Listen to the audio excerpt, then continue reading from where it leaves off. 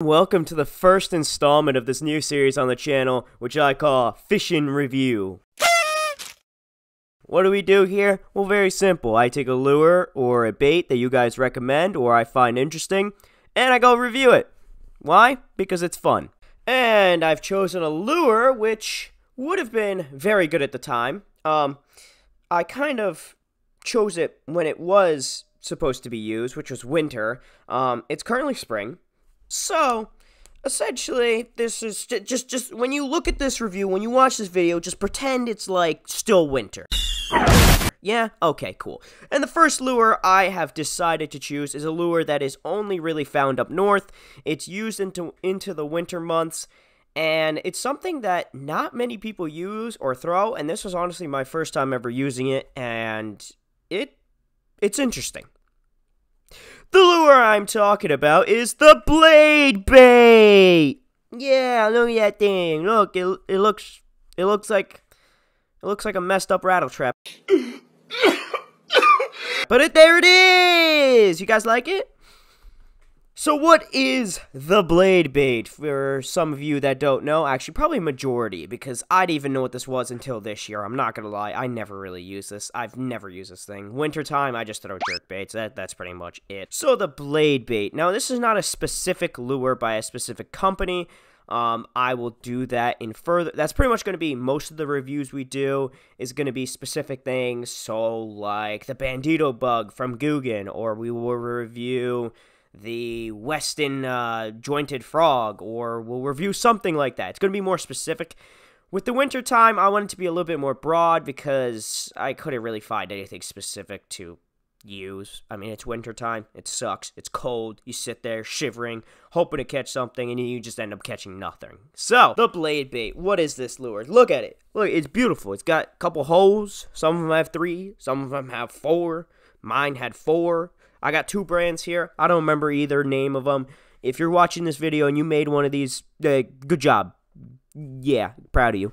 Anyway, what makes this lure so special? Well, you see this thing. You see how it's like flat. See how it's flat? Like it's thin. It's super thin. It's super thin. And then the front is heavy.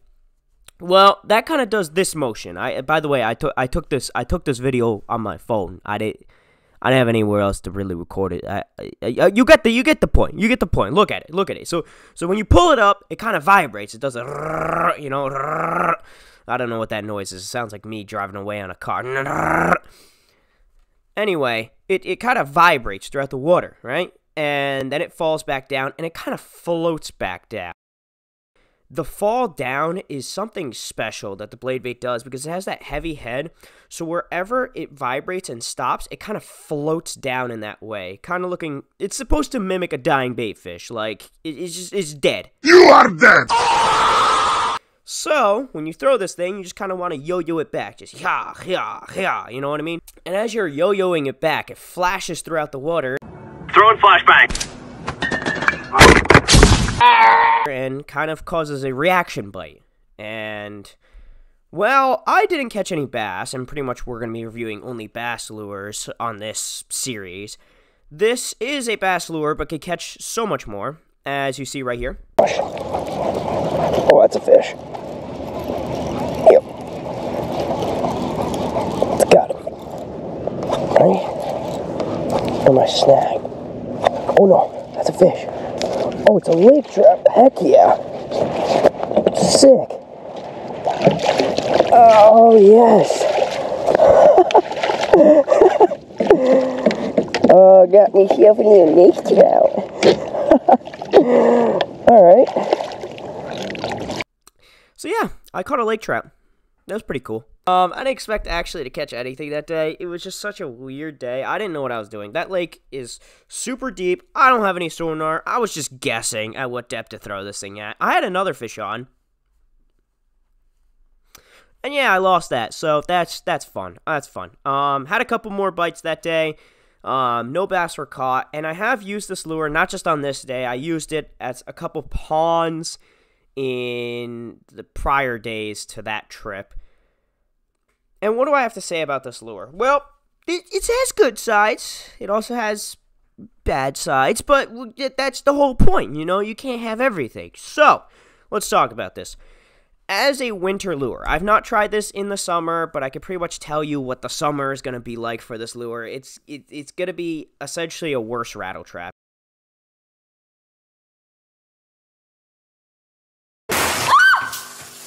In my opinion, just because of the weight and just the kind of style of the bait. It's going to be an inferior rattle trap / crankbait in the summer. In the winter, it's obviously going to stand out, and it's going to be one of these top lures of the winter, but this is not a review of just winter. This is all around top lures, like this chart right here. This is top lures. There's nothing on it yet, but we're going to make it beautiful. You could tell it's built for winter fishing. The reason why is because of the holes at the top. Because you could either have 3 or 4. I had 4. And what these do is the more forward you put it, the harder it vibrates. The further back you put it, the less it vibrates. And in winter, you find bass will often be very picky with what they want to eat. Pass, pass, pass. Smash. So they'll pretty much give up on some lures and then just send it on some other things that are just in their, preference that day. You could throw one thing that could be exactly the same as the other thing, but the other thing just moves slightly different, and then they want it. I don't know. I hate winter fishing. It's boring. I like just yeeting a topwater out there. Pop, pop, boom. You know what I mean? That's what I enjoy. Not this slow fishing. I don't like it. But anyway, back. We're lost track here. This lure really stands out to me in winter. It's one of those that I will forever be using in the winter time now, because you could tell it's been built for winter fishing.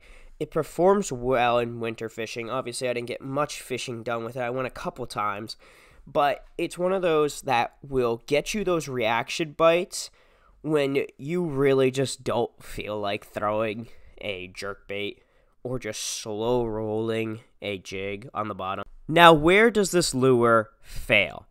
It fails in a couple departments. Actually, doesn't fail. I fail at life. This lure doesn't fail. It just kind of falls short compared to other lures.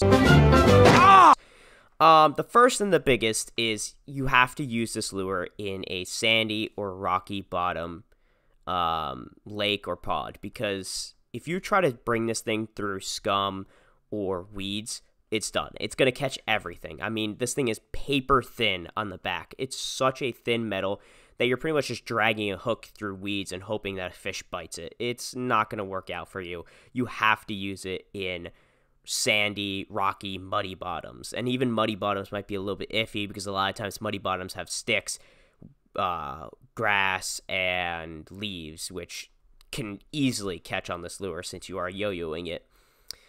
Now, the reason why this doesn't work compared to other lures, like a lipless crankbait or a crankbait, they have a chance to pretty much push through those weeds. I've had times where I just kind of reel it through those weeds. This doesn't have that protection. Like I said, it's paper thin in the back, and the hook is just plainly exposed. And while reeling this lure back, you could try using that. Honestly, the action on it is so much better when you try to use it as it's, supposed to be used, where you're jigging it, you're yo-yoing it off the bottom. Reeling it back, it doesn't have the best action, in my opinion, and you lose out on its ability to pretty much dive very, it dives fast. To give you a description, it dives fast, but it dives in a gliding kind of pattern, which stands out. My dog is here. Dog, what do you think of this lure? Dog? Hey, dog. Dog! She hates it. Another thing that I've noticed with this lure is it just doesn't really work in ponds. The only bites that I've had was this one day while I was out fishing on this lake. I've used it 3 times on a pond before. 3 times. I caught nothing. Before actually recording this video here in the background, I fished it at ponds 3 times, and I used smaller versions, smaller blade baits. Nothing. I caught nothing. And I don't know if it's just the, pond environment or what, But I find, you're not going to find many non-weedless, like heavy cover, heavy structure ponds that you will be able to use this on, as well as rivers. This lure is not really going to work on. So the thing is, this lure is not very versatile as for the seasons, for the bodies of water. This is a very specific lure. This is a winter lake fishing lure. And I know people have made videos on this lure saying, oh, you can use it in ponds, and they have caught fish there. But gosh, what did I eat? The burp, it's hurting.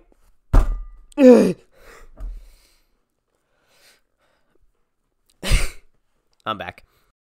So it's a very specific lure, and it's very outstanding for what it is and the time of year and the type of water you have to use it in.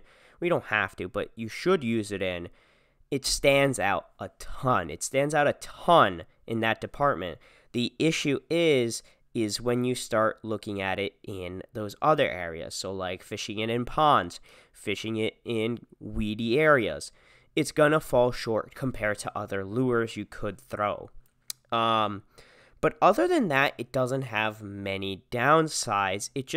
It's a very limited lure. You can only use it in specific scenarios. So, deeper water, low brush and structure lakes. So it's very specific.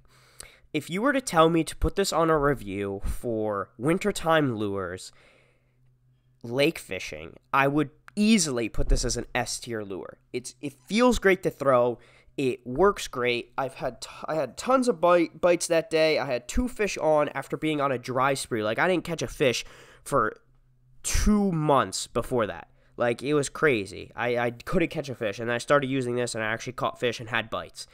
But as for any time of the year, any other time of the year other than winter and other than fishing a lake, I don't know if this could hold up. I don't think this lure can hold up. Like, I'm not going to look in my tackle box in the next few days and be like, hey, it's probably like, right now it's probably going to be like 75 degrees outside. I'm not thinking, hey, let me go throw a blade bait. So to give you in perspective, if I went to go fishing today, I think it's like 75 outside. The water's probably in the high 50s. I caught literally topwater fish the other day. I was using a popper. I was catching topwater fish. And you told me, what should I throw today? I would honestly list off probably some type of soft plastic, probably a worm or a craw, maybe a fluke. Probably a fluke over the top of the craws. But red chatterbait, red crankbait, red rattle trap. Like, I would list all these things that I would honestly enjoy throwing more than a blade bait, and I would honestly expect to catch more fish than a blade bait right now. It just doesn't seem like a lure that I would use outside of winter. Now, with saying all this, with all these cons, do I think you should not buy this? No. I think you should definitely have one of these in your tackle box, but it's one of those things that you put in a box, get a bunch of variety of them, get different sizes, get different styles, take them, put them in a box, and save them for winter. As soon as winter comes around, you take that box out and you really work those lures in those bigger, not even bigger lakes, but lakes that have nice sandy bottoms, rocky bottoms, that you're able to just jig it up and down the entire scale of the lake, and it will honestly stand out a lot to you, I promise you. But as for the rest of the year, stick to your typical lures, stick to some newer lures, but as for the blade bait, it's only really a wintertime lure. And with that all said, it's a great lure. If we were only reviewing it for wintertime, I'd put it A tier, and if we were only reviewing lake wintertime lures, it'd be an S tier. Now, with that said, as an overall lure, I can only give it a C tier, which is kind of upsetting as their first, it's not really upsetting. It's right in that middle area. It's a good start for this series. We can go way higher than this, but we can also go way lower than this. In my opinion, this is where it belongs. Like I said, it's very specific. This is a very specific lure. We're probably going to have a couple more lures in this series that are going to do the same thing, where They outscale every other lure during that time of the year or that specific body of water. But when it comes to the rest of the year or different types of water, they're going to lag behind. So it's really interesting to see. Hope you guys did enjoy this review. Let me know what I should review next. I mean, there's tons and tons of lures. Like, I have tons of lures. Like, I mentioned the Weston lure. I would be happy to review that. I've never thrown that thing. The thing is really cool. I got it in a mystery tackle box. Never used it. Let's see, what other wacky... I mean, I can review those, what are they, the jelly worms? Aren't they like 10 inches or like 12-inch worms? Like, I could definitely review those. That would be a lot of fun in the summertime to review. But yeah, give me ideas. It's spring. Let me know what you guys want to see. Let me know if there's any lures you're looking at right now that you're like, I'm not too sure. I mean, I've seen other people review them. Let's see this guy. Because I will give you my genuine review. I would not be like, oh, biased, like, oh, this lure, blah, blah, blah. Like, I would give you my genuine review. Even if I like a lure. Like I said, the bandito bug, I love the bandito bug. But I'm going to go out and use it and actually look at it in a more reviewing style and be like, hey, these are issues with it. This is the good stuff with it. Hope you guys did enjoy. And I'll see you on the next one. Peace.